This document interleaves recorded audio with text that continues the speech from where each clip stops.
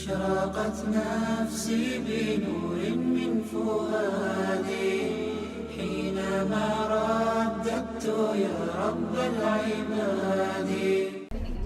بسم الله الرحمن الرحيم. الحمد لله رب العالمين والصلاة والسلام على أشرف الأنبياء والمرسلين نبينا محمد صلى الله عليه وسلم وعلى آله وأصحابه أجمعين. رب اشرح لي صدري ويسر لي أمري واحلل عقدة من لساني يفقهوا قولي.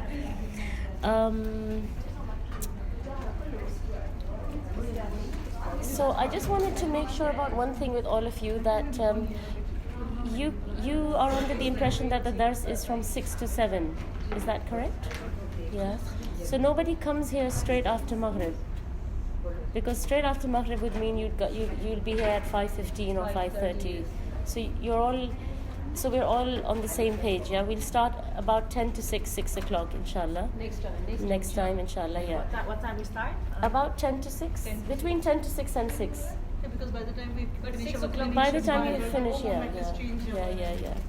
So inshallah, that'll give me some time as well to, Most likely we'll start at 6 so that you can finish at 7, inshallah, yeah. But just if everybody can start gathering. All right.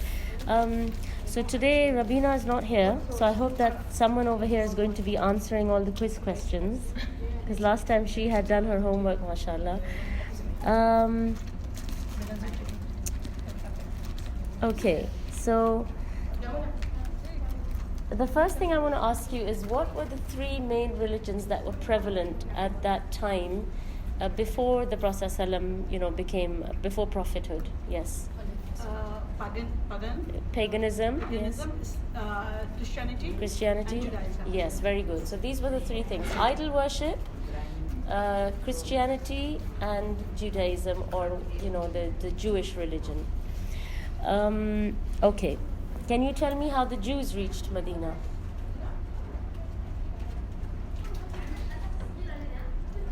They got exiled. Yes, very good. So what happened is that when the Romans came and conquered Jerusalem, obviously the Jews got kicked out of Jerusalem and they had to get out and leave. So they scattered, but what a lot of them did was, they knew in their scriptures that a prophet is going to come, and there was descriptions of the place where he will come. So a lot of them came and settled in Medina because it fit that description. The palm trees and whatever the description was of the mountain or the, etc. So that's why a lot of them came and settled here. But, some of them went in other places as well. But that's why a lot of them settled that. And there were the two main tribes, do you remember? Qurayda. Okay. 2 or 3? I think 3. Yeah, and Kainuka. Yeah. So, all right. How did idol worship start? In When Makkah. the caravan had gone to Syria, they saw them. Who is the main person who saw? Amr bin Luhay. Yes, I don't remember names. Khuza'i. So remember I said to you, the Khuza'a, they were sort of like the kings of Makkah, and then they kicked out Jurhum. Jurhum was the initial tribe. They kicked them out. They became the leaders of Makkah, Khuza'a. And then so it was Amr bin Luhay al-Khuza'i. He was like their leader, and he was really idolized and looked up to. People, they accepted what he said and what he brought and what he thought. They gave a lot of respect and due to him. So he went to Syria, and what did he do? While in Syria, he saw them worshipping the idol. While he was there, he saw them worshipping idols. And which he found it to be very attractive. Yeah, he thought this is really interesting. Very interesting and attracting. So he said he will get one to Makkah and install near the Kaaba for the people to. Very good. Yes. And what idol did they give him? What was the name of the idol they gave him? Of presents? No. What was the name of the idol that the? No. No.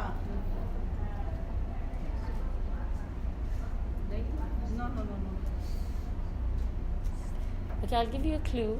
It starts with an H. Hubal. Yes.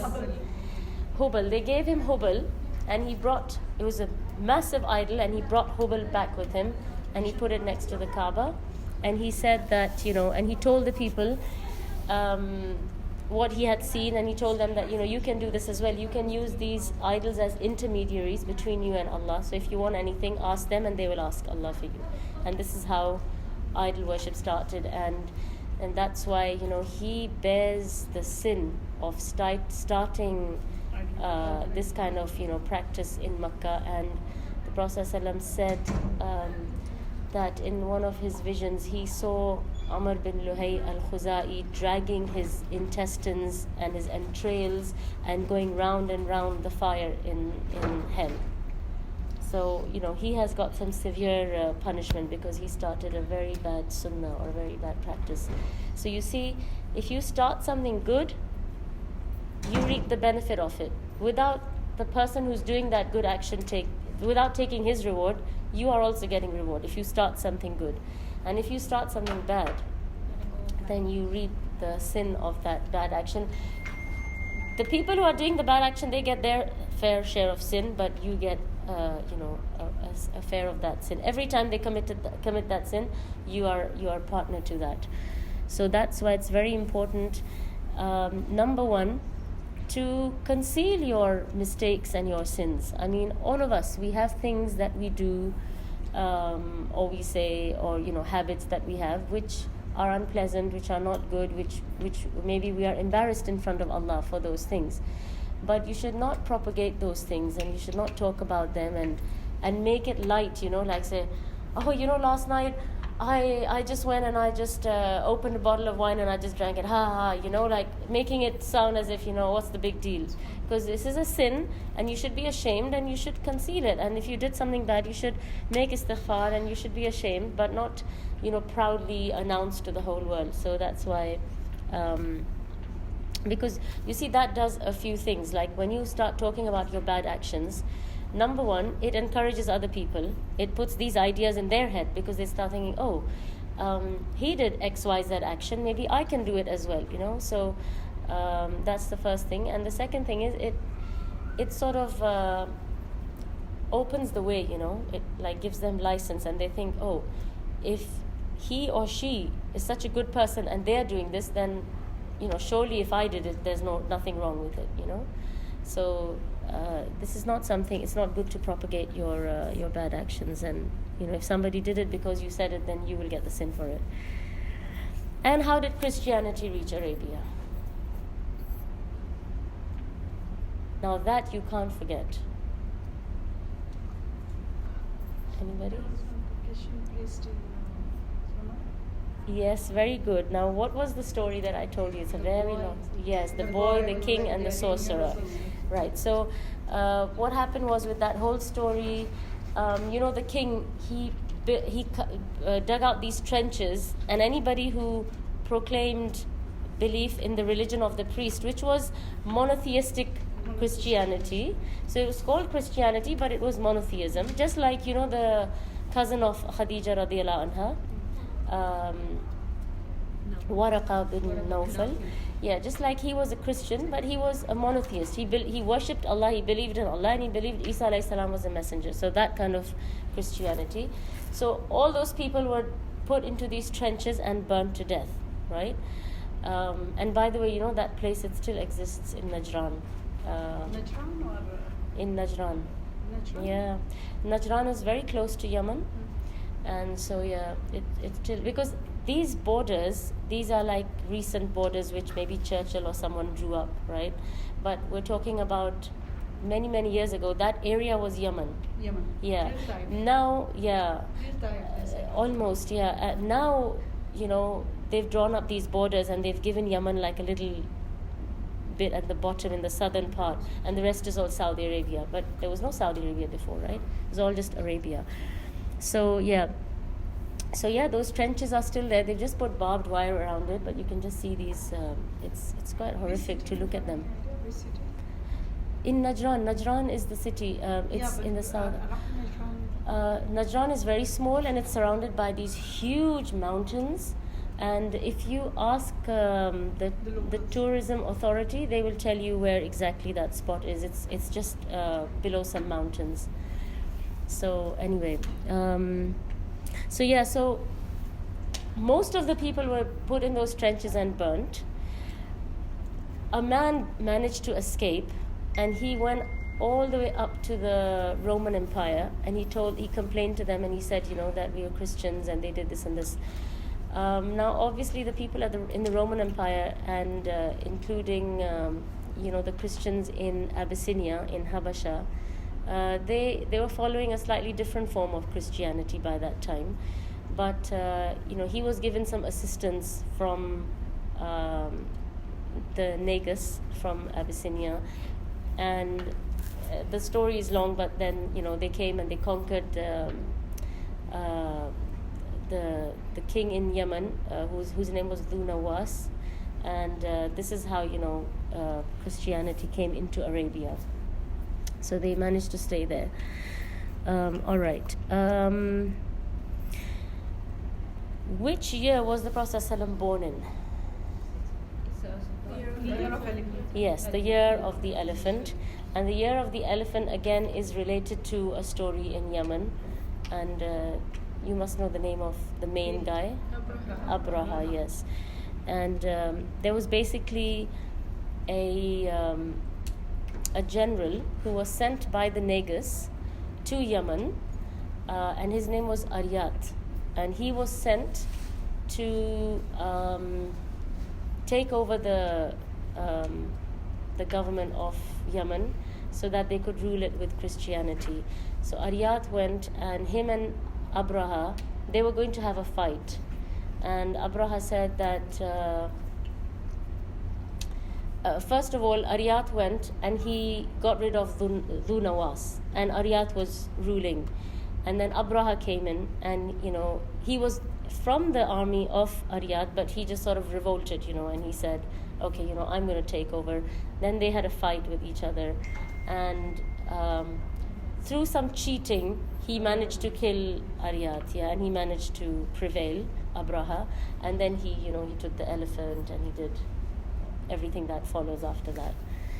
All right, so that year was that incident of the elephant. It had such an impact. It was such a big thing that had happened, where the Kaaba was about to be destroyed, and it was saved by only Allah knows His army, right? And Allah sent an army of birds with pebbles in their beak and in their claws, and elephants and soldiers were killed by those pebbles. So, some people find these things difficult to understand, but we don't know, what Allah subhanahu wa ta'ala uses and who He uses to defeat the enemy of Islam.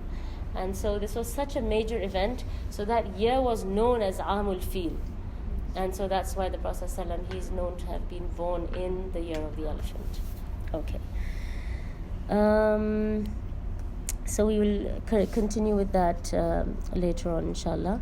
Now, carrying on with what we were talking about last time. So we left you at a cliffhanger. Remember? So Umar radiallahu anhu, he has just hit his sister, and then he's felt regret, and he's forced her to give him the scrolls that they're reading, and she said, you're unclean, you're najis. So he goes, he showers, he cleans himself, and he comes and he says, now give it to me. And he says, I promise you I will give it back to you. He reads it, he's amazed. He says, these are beautiful words, these are amazing words. And then Khabbab springs out from his hiding place, and he says, that perhaps this is the answer to the Prophet ﷺ's dua. And then he heads towards the Prophet ﷺ he's still got his sword. Remember, he had set out to kill him, and now he's going there to embrace Islam. And so he knocks the door, and the Sahaba, they see, this is the Darul Arqam, where they used to have their secret meetings. And they realize that Umar is at the door, and they say, it's Umar at the door, and he's got his sword with him. And they're frightened, because they know he has come to take off, the Prophet ﷺ's head, or to kill him. And so now the Prophet ﷺ says that, they're all sitting and they're thinking, who's going to go and answer the door? Because he's at the door, he's knocking. And so who did we say says is brave enough? Yes, Hamza radiallahu anhu. So these are the two main stories we were talking about last time, right? These are the two major turning points in the history of Islam, the Islam of Hamza and Umar radiallahu anhu. So Hamza says, and he is the one who can, he can counter him, and he says, I will answer the door. And the Prophet ﷺ says no. And he says to the Prophet ﷺ, Hamza radiallahu anhu, he says that if he has come for a good intention, we will accept it. We will let him enter, and we will hear what he has to say. But if he has come to kill you, then he said, I will kill him with his own sword. And only Hamza radiallahu anhu can actually live up to that statement, because he was a strong warrior, right? So the Prophet ﷺ, he says, no. He says, I'm going to go and answer the door. So everybody's waiting, and the Prophet ﷺ goes. Now, what do you know about Umar radiallahu anhu's physique and his appearance? Tall. He was tall. He was very tall, and he was not only tall. He was big built. Yes, he had a strong body, and he had he was heavy built, mashallah. So, and the Prophet ﷺ, as you know, he was of average height, moderately built. He was not what you would call a big guy, right? But Umar radiallahu anhu, he was a big guy, right? So the Prophet ﷺ opens the door, and there's Umar radiallahu anhu. Now, when Umar radiallahu anhu was Khalifa, there was some you could say like raps which were sent to the Muslims, and so each person got one, sort of like what you would like an izar or something like that, right? And so one day Umar radiallahu anhu, he stood up and he was giving a khutbah, and he said, "O Muslims, hear and obey." So Salman al-Farisi said, "We will not hear and we will not obey." And so Umar said, "Why is that?" And he said, because everybody was given one cloth. He was the Khalifa, he's their king, he's their leader. And he said, everybody was given one cloth, and you are wearing two. This is unfair. Can you imagine one of us standing up and saying to the king or somebody, that I live in a small flat, but you live in a palace? It's going to be off with our head. So, but at that time, justice and equality, whether you're the king or you are, one of the commoners, it had to be fair, because these things were Baytul Mal. So if something is given to the Muslim community as a gift, this now belongs to the Muslim treasury, which is supposed to be fairly distributed amongst all the Muslims. It's not one person's haqq, right? Whereas today, there is Baytul Mal, there is, Muslim wealth, but there's only a few people who own it, and everybody else has to just fend for themselves. So you see, justice, it brings so much barakah and ease. Can you imagine if that excessive wealth, which only, a handful of people possess, if that was equally distributed to all the Muslims around the world, you could wipe out poverty. Technically speaking, everybody would at least have a basic good living standard, right? If not, I'm not saying that everybody's going to become rich overnight, but at least they will live comfortably, right? They will have the comfort of living. So, but anyway, so these are just things, which if there is no equality, then that's where the barakah goes as well, So the people who have excessive, they don't have any barakah in it because it's not rightfully theirs.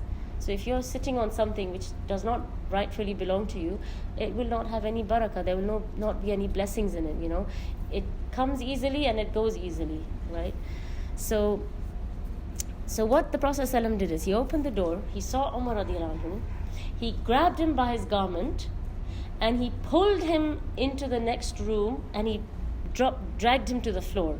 And he said, Umar, when will you, I think he said, when will you change? Let me just read exactly what he said.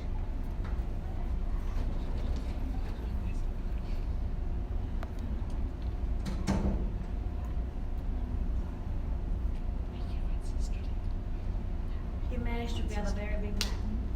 Yes. The Prophet ﷺ, he had the strength of 30 men.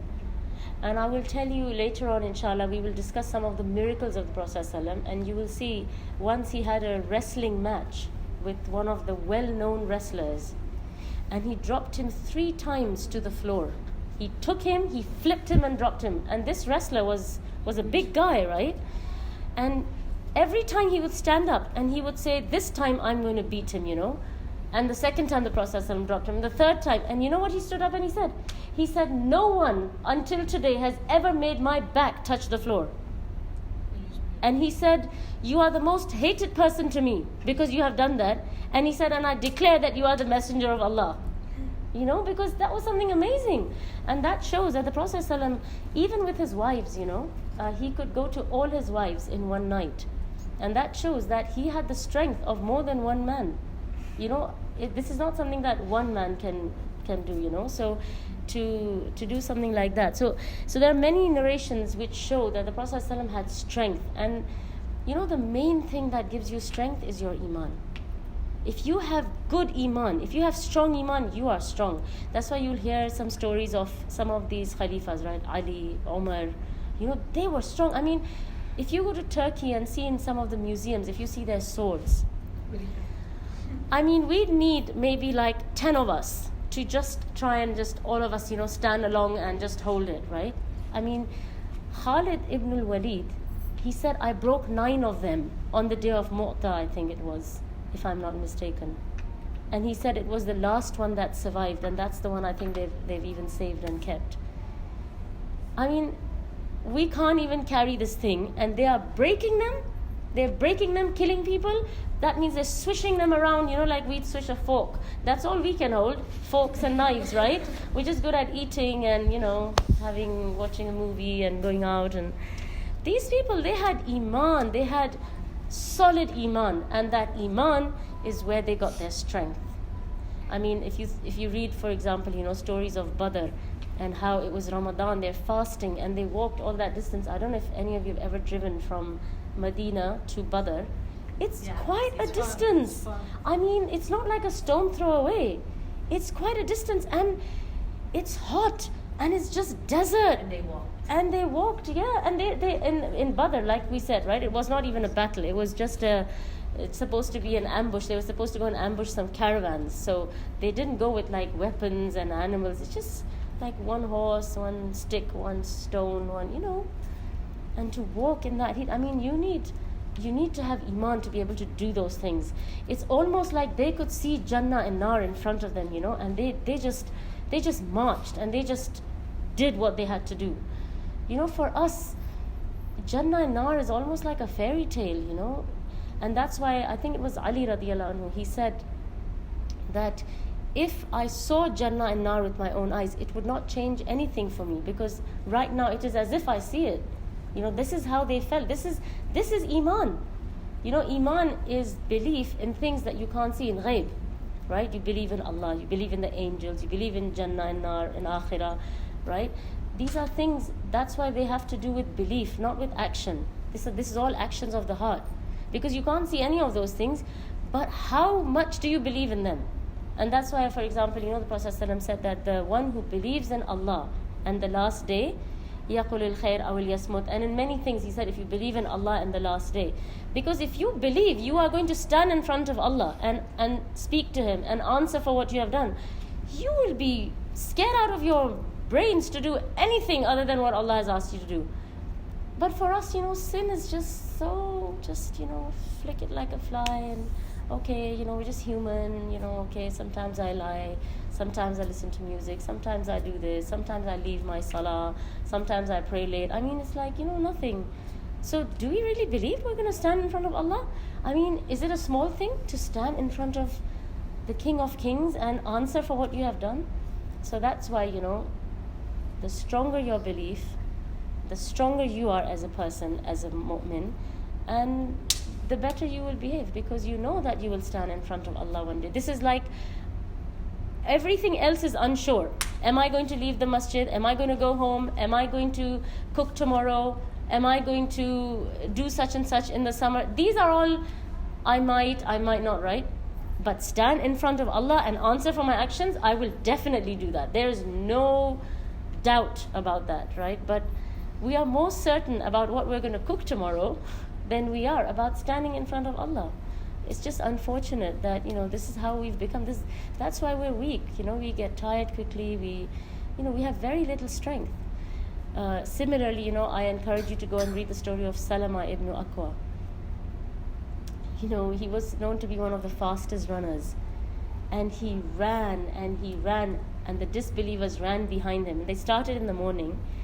By sunset, the disbelievers, they said, we just can't keep up with this guy. Can you imagine running for that period of time? I mean, you try going on a treadmill for 3 minutes, you're going to be like, that's it, maybe my heart is going to stop, This is how weak we've become. You hear of so many people, they just do a little bit of something and they drop dead. So, anyway. So, what did the Prophet ﷺ say when he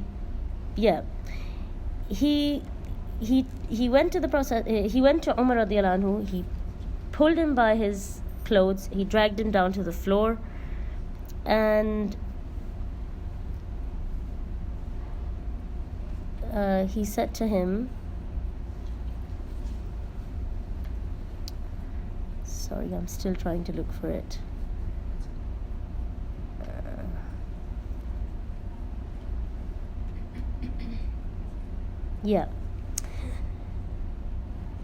He said, "Oh Umar, when are you going to stop? Are you waiting for Allah to strike you with a thunderbolt?" So Umar radiallahu anhu said, "O Messenger of Allah, I have come to become Muslim." When the Prophet ﷺ heard that, he made takbir really loudly, because this is the dua that he had been making, right? That make one of the two Umars Muslim. And we will talk about this later on, inshallah. But when he made takbir, now he's in a separate part of this house, and the other Sahaba are somewhere else. They heard the takbir, so they knew that something big has happened, and they thought Umar must have become Muslim. That's why the Prophet ﷺ has said Allahu Akbar. So they all said Allahu Akbar really loudly. I mean, nothing has been confirmed yet, but based on suspicion, they all said Allahu Akbar. Or they're listening on the side of the door,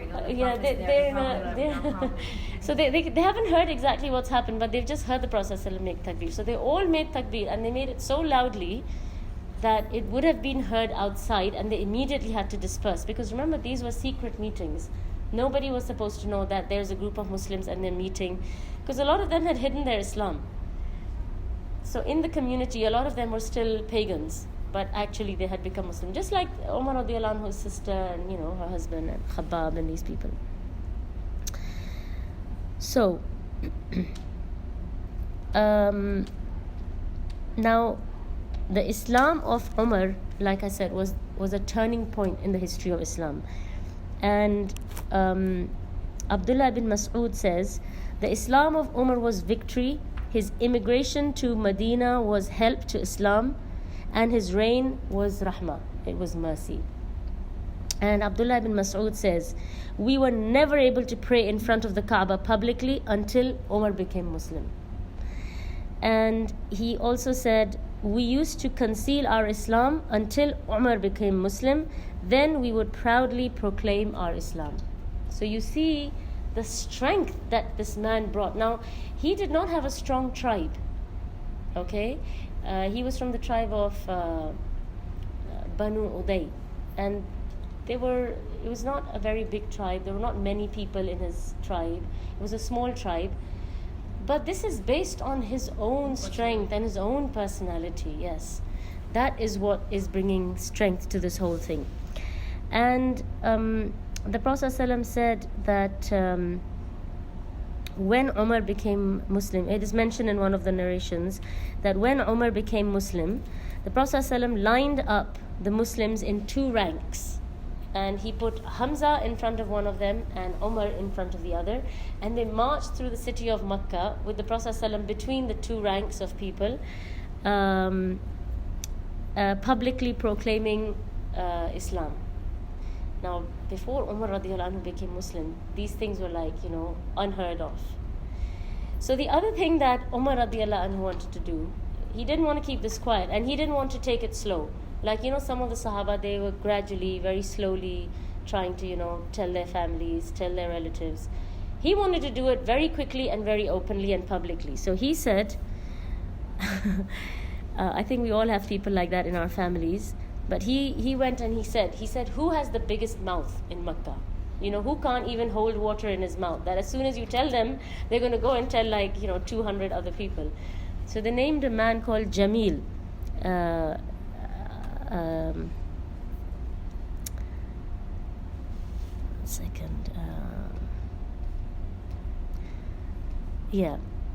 So they named this man called Jamil al-Juma'i.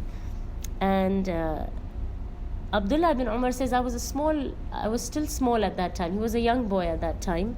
But he said that I can still remember everything as if I saw it. And he said that I followed my father and he went to Jamil. And he said, Jamil, do you know what I did? And Jamil said, what? He said, I became Muslim. And Abdullah ibn Umar said, immediately, as soon as Jamil heard that, he got up. I mean, he's not even waiting for the man to go, and he started running, and he was dragging his cloak behind him, because that's how much he was in a rush to go and tell everyone that this has happened, this big news has happened. And they said that he went in front of everyone. He went towards the Kaaba. He went running towards the Kaaba, and he went in front of everyone and started screaming to the top of his voice, "Oh, people of Quraysh, Umar has become a Sabian." They used to call Muslims Saba, at that time. He's become a Sabian. So Umar radiallahu anhu, he said, I wanted to correct him. He said, I wanted to tell him that I have not become a Sabian, I've become a Muslim. But he said he was just screaming. He couldn't keep quiet and wait and listen to the accurate report that he should be spreading. He just wanted to spread the news, as quickly as he could. And so, so Umar ibn al-Khattab, he did the right thing. This was like the CNN of Makkah, I guess, It's like, let's tell everybody, that this is what's happened. So, anyway, so Umar ibn al-Khattab said, people started flowing towards me. And Abdullah ibn Umar said, so the people surrounded my father from every direction. They were beating him and he was beating them. Because Umar radiallahu anhu is not going to just take slaps. He's going to give them as well. So they were like, they were beating him up. Because this was like, just like it was the best news for the Muslims, it was the worst, most tragic news for the non-Muslims that Umar has become a Muslim, right? And and he said that they were fighting for hours until the sun was right on top of their heads and it was too hot for them to continue. Then Umar radiallahu anhu went home and the people surrounded his house and they wanted to kill him. They said, that's it, just get rid of him. And like I said to you, he did not have much backing. He did not have a very strong tribe. So they surrounded his house. They said, just kill him, get rid of him. Was this after the march? So he became Muslim and then they marched off. Afterwards. This is afterwards. The first thing he did was he went and he told Jamil that I've become Muslim. He went and he announced it to the whole world. And then they started beating him up. Then it became really hot, like it became Dhuhr time, They'd been beating him since the morning. And it became really hot, so they stopped. They couldn't continue. And then he went back home. So they surrounded his house and they said, when he comes out, we just kill him. So while this is happening, a man came and he asked my father. This is Abdullah ibn Umar who's narrating this. He was a little boy, but he remembers these incidents so well in his head, I mean, these are big things. They had an impact on him even as a little child. It's like, it leaves your print on your brain. You'll see even with your children, if something big happens, even when they grow up, they talk about it, they remember it, and they remember every detail of it. So Abdullah ibn Umar said, my father was at home and then a man came. He asked my father, what is wrong? Umar ibn al-Khattab said, these people want to kill me. The man said, no, they will not kill you. And he stood outside and he said, leave the man alone. Doesn't he have the right to choose the religion he wants to believe in? I am giving him protection. So remember I told you that unless you had protection, if you're a Muslim, you are dead meat. But if you have protection of a good strong tribe or a well-known elder or someone who's respected and honored, then you're okay. No one will touch you because then they have to deal with that person. Who was this person? What was his name? So Abdullah ibn Umar said, immediately the people left. When he said that I've given him protection, leave him alone, right? So they left. So Abdullah ibn Umar said, and then later on I asked my father in Medina. This is many, many years later, right? Now he's grown up and he's in Medina, and Islam has prevailed and everything. So he said, I asked my father, who was that man who came and helped you that day? And Umar ibn al-Khattab said, oh my son, that was Al-As bin Wa'il. He was the father of Amr ibn al-As. Okay, and Al-As bin Wa'il was not Muslim. He was a non-Muslim, but he knew that Umar radiallahu anhu's tribe is not very strong. But sometimes people just stood up for what they thought was right. They thought it's not fair. You choose to do pagan worship. You choose to worship idols. No one says anything to you. Why are you forcing him to do that? If he wants to worship Allah, let him. So some people were just logical and rational, and they thought this is not fair, so they would support these people. That's how some of the Muslims who were being oppressed, they had sponsors. They had somebody who would stand up for them. Did Amar's wife become Muslim as well? Who's that? Amar's wife. Umar radiallahu anhu's wife, yes. As far as I know, yeah, she did, yeah. Okay. And although the tribe of Umar ibn al-Khattab was not very strong, but they were allies with the tribe of Al-As bin Wa'il. So, in those days, if you had a small family or a small tribe, they would reinforce themselves by sticking with 2 or 3 other tribes, yeah, and that's how they would get their strength. So let's say there's 50 people in this tribe, and there's 250 people in another tribe, and 300 people in another tribe. So this tribe of 50 people, they will make a contract with these 2 other tribes and say, we will fight your battles and you fight ours. So they will have this, yeah, like what you call a coalition, right? And they will, that's how they will get their strength. So Al-As bin Wa'il's tribe, they were allies with Umar radiallahu anhu's tribe. Okay. Now, we always talk about lessons. When we talk about a story, there has to be some lessons from it. Yeah, it's not just story time. So the first thing we learn is the leadership quality of the Prophet sallallahu alaihi wasallam. He was so multifaceted. He was not just he was not just a leader because Allah has selected him to be a leader, but he had the qualities of a leader. So he knew his people really well. Okay, and you see, he made dua asking for one of the 2 Umars, right?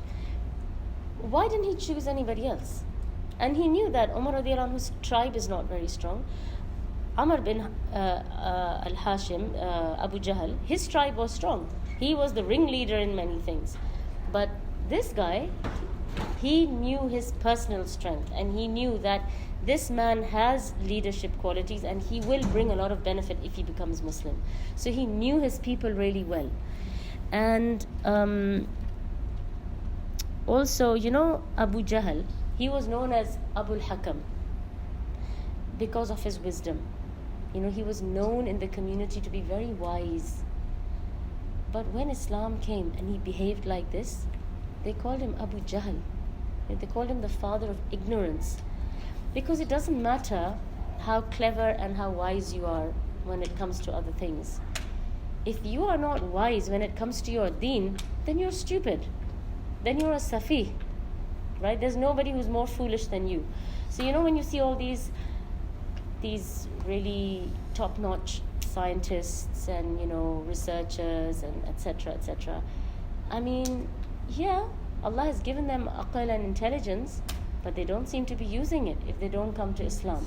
If they don't see that Islam is the truth, that means they have not used the faculty that Allah has given them. So real intelligence, yeah, I mean the real intelligence is when you can see that this is the truth and this is the right path, and there are people who see that, and you see people who maybe you don't even think are intelligent. I mean, like recently, I don't know if you read, there was this singer called Sinead O'Connor. Mm-hmm. I mean, she used to be a singer she used to be a singer when I was a teenager, And I still remember, she did some really weird things. I think maybe she had some mental she was imbalance. in a psychiatric ward for Yeah, and even yes. now she seems a bit weird. But she went and she shaved her head, and she would do weird things. She shaved her and head. Almost, you would agree with me that we would all call her stupid. She was just really silly. But see, subhanallah, maybe there was something good in her heart, and she saw the truth. And then you have these really, big guys, right? CEOs of companies and this and that. I mean, if you can't answer those 3 questions in your grave, what did you get out of being here and being so smart and studying and becoming a member and a fellow and all these certificates and all this academics? Where did it get you? If it doesn't get you success in the akhirah, then it was nothing. It was of no use, right? So Abu Jahl, he was known as Abul Hakam, but because he did not recognize the truth in Islam, he was known as Abu Jahl, the complete opposite of what his name was.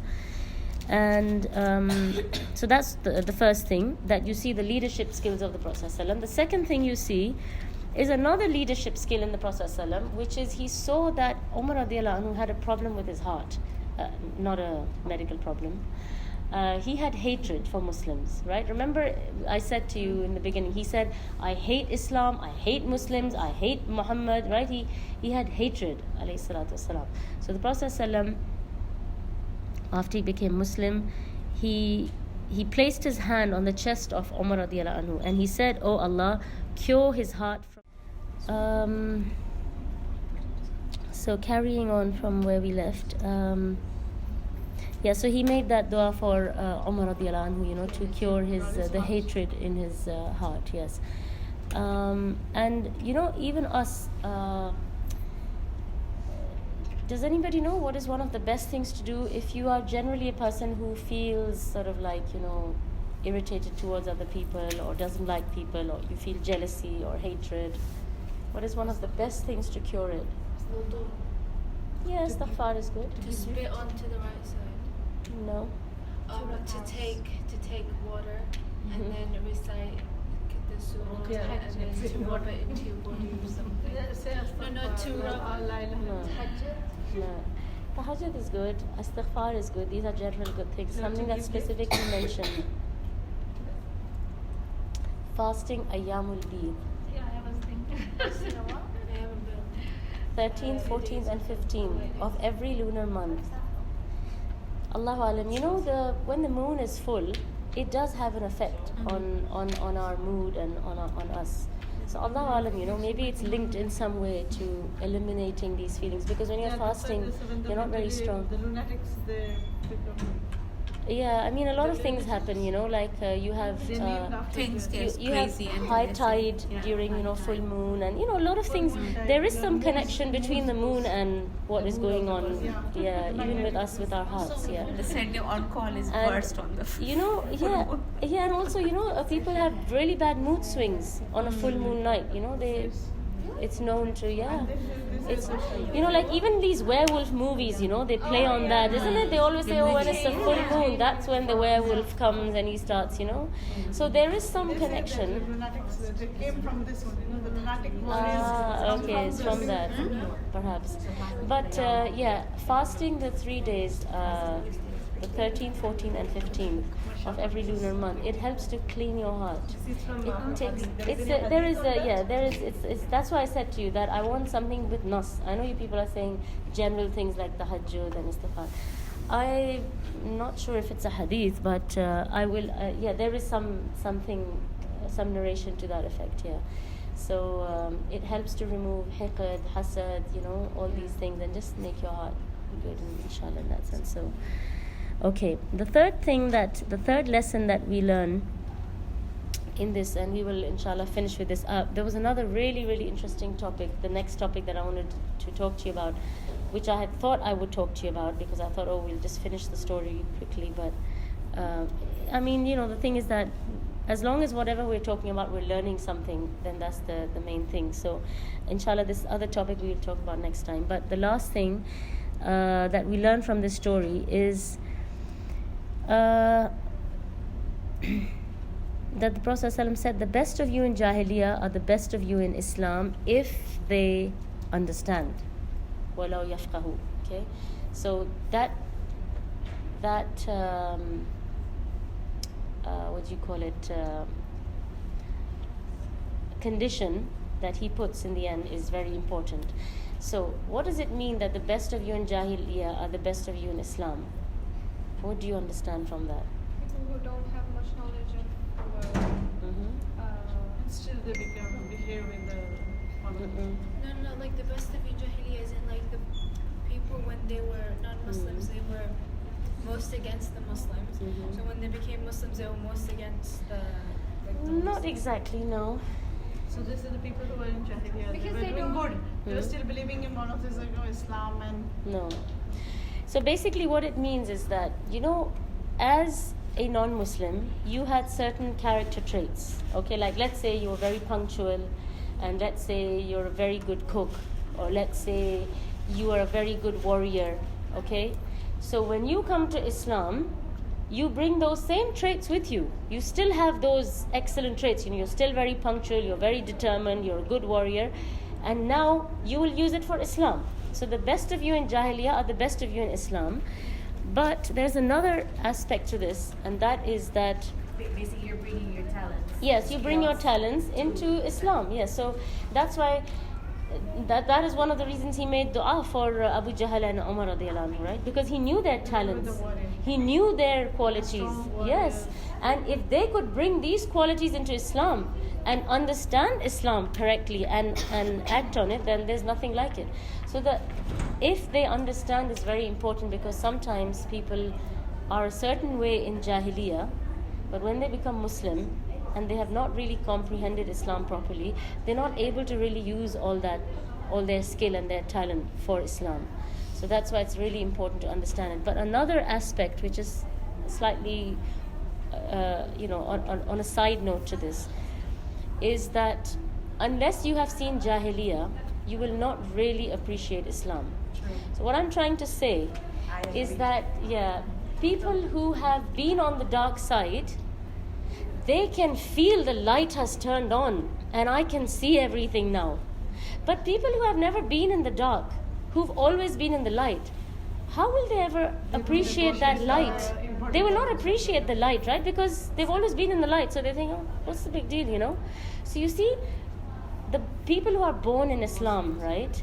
They just think, okay, kuluna nusalli, adi, everything is just, it's not like that, This is a big thing. It's a big thing that Allah has blessed you with Islam.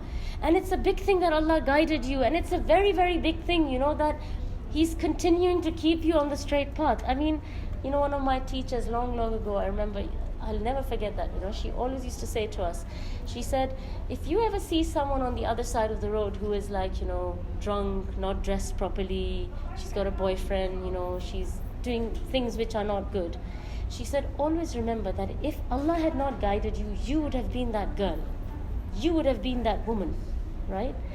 We are nothing without Allah subhanahu wa ta'ala's guidance, and we don't realize the immense rahmah and mercy and favor that Allah has done upon us by keeping us on the straight path, because we haven't seen the dark side, because we haven't seen what it's like to spend your nights in a disco, to be drunk, to do zina, to do all the haram things. We've never done those things. So those things are very commonplace. Yeah.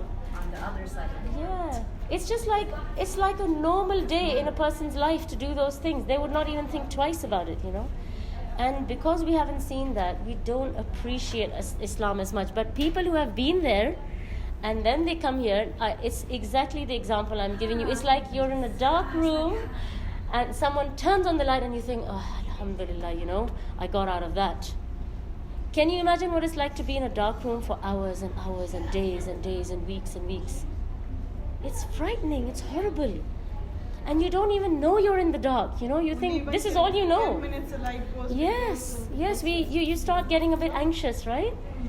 So imagine, the person who's been in the dark, and then the light comes on, and they see the light of Islam, and they think, and the way they appreciate Islam, the way they appreciate Allah's favor on them, we don't. We just take it for granted. We just think, so what's the big deal, you know? And when we do salah, when we stand in front of Allah, are we standing with that gratitude? No. We just think, yeah, okay, alhamdulillah, you know, I'm praying, so does everybody else. It's not a big deal. But for someone, you know, I remember there was this guy, he rang on one of these programs, you know, where they have question and answers, and they give you a number and they say you can call and ask your question. So the Shaykh is answering live questions, right? And this man rang, and it gave me goosebumps, you know, my hair was standing. He said to the Shaykh, he said, I used to be a Satan worshipper. And he said, now I've become a Muslim. And I was thinking, Ya Allah, you know how Allah subhanahu wa ta'ala picks people out and He chooses them for Islam. I mean, where was this man and where is he now? And he said, my body is full of satanic tattoos. That's how much he was into his Satan worship.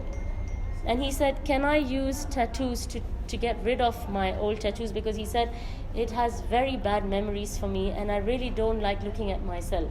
I mean, can you imagine how he must feel and what he was and what he has become? It's literally like he was in the dark and someone turned on the light. You know, Allah turned on the light for him and now he can see, and he doesn't even want to go close to that dark room again, right? But he said that, you know, you cannot use haram to remove haram because it's haram to do tattoos. So he said, just, you know, cover yourself as much as you can, wear long sleeves and etc., etc. But the point I'm trying to make is that, you know, it's like what people said about Umar ibn al-Khattab, that his donkey, the donkey of Khattab will become, his father's donkey will become Muslim before he does, right? That's how impossible it was. So you see some people and you think it's impossible, this person will even think about Islam. But you don't know until that person dies. You can't say that this person is misguided, he will burn in hell, because you don't know. You know, and in my other group, I'm covering Nawawi's 40 hadith, and one of the hadith we're doing at the moment is the one which says that when the fetus is in the womb, the angel comes and the angel writes everything for him. And one of the things the angel writes, apart from his rizq, his amal, and his ajal, you know, how long he will live, is whether he will go to paradise or hell. And that hadith says that when it is near his time of death, he does the actions of the people that is written, that the angel has determined for him, right? If he's written as a person of paradise, he was a very bad person, he suddenly will change, you know. And you see that. You see it in so many people, last minute. You know, that's what you call last minute, lastminute.com, you know. Even amongst the Sahaba, you have some people who said the Shahada, they didn't do one single rakah. They went into the battlefield, they fought, and they were killed, they were shaheed. Jannah. They didn't even make one ruku, you know. But this is the beauty of Islam, that Allah subhanahu wa ta'ala, if He has mercy on you, and if that is what, you know, Allah knows for you, and Allah is not unjust, you know, He knows each person's heart. If there is something good in you, there is no way that Allah will leave you. And if there is no good in you, or if there is something in you which, you know, is not precious to Allah subhanahu wa ta'ala, then no matter how much you try, I try, anybody can try, you know, this person is not going to come to guidance. So, you know, these are the three main lessons. You know, you learn about the leadership of the Prophet ﷺ and his understanding of his people, you know, when he asked Allah to cure Umar radiallahu anhu, cure his heart. And the third thing is that, you know, the qualities he had in his Jahiliyyah, he brought them to Islam and he blossomed. Because remember, I've said to you so many times, people said that he was such a drunkard, he was so attached to his drinks, that people said that if he had not become Muslim, he would have died at a very young age from being drunk, right? Yeah. So, you know, Islam, it brought the best out in him and his qualities. Was, prohibited after Umar radiallahu anhu. Yeah. So much after that. Yeah, I think so, yeah, as far as I know, yeah. So that's it. Subhanakallahumma wa bihamdik, ashhadu an la ilaha illa anta, astaghfiruka wa atubu ilayk. Anything good that I have said is from Allah, and any mistakes I have made are from myself. Inshallah, next time we will talk about the boycott, because Umar radiallahu anhu's Islam, it brings a lot of good, but it also makes these Quraysh, you know, it sort of alerts them that there's too much good going on now and we need to stop this. So we're going to talk about the boycott, and then we're going to talk about the effects that the boycott has are absolutely terrible and tragic for the Prophet ﷺ. We'll discuss that inshallah in the next dars. وآخر دعواهم أن الحمد لله رب العالمين.